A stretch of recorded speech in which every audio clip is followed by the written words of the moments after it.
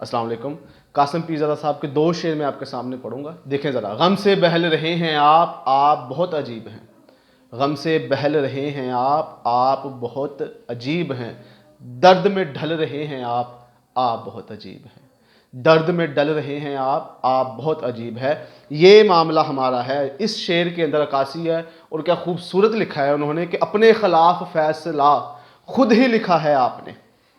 अपने खिलाफ फैसला खुद ही लिखा है आपने। ये जलालतें, ये गुमराहियाँ, ये जो मामलात हैं हमारे, ये कमज़ोरियाँ हैं, ये हर तरफ से जलालत जो है ये हमारे ही लिखे हुए हैं, ये हमारे ही हाथ की कमाई है। तो देखिए क्या खूब लिखा है उन्होंने जी कि अपने खिलाफ फैसला खुद ही लिखा है आपने, हाथ भी मल रहे हैं आप बहुत अजीब हैं। कि फ़ैसला लिखने के बाद आपने लिखा अपने खिलाफ फ़ैसला, मामला तबाह किए आपने सारे कुछ। अब उसके बाद आप सोच भी दें कि ये क्या हुआ। ऐसा तो नहीं होता कि अपने खिलाफ फैसला खुद ही लिखा है आपने, हाथ भी मल रहे हैं आप बहुत अजीब है।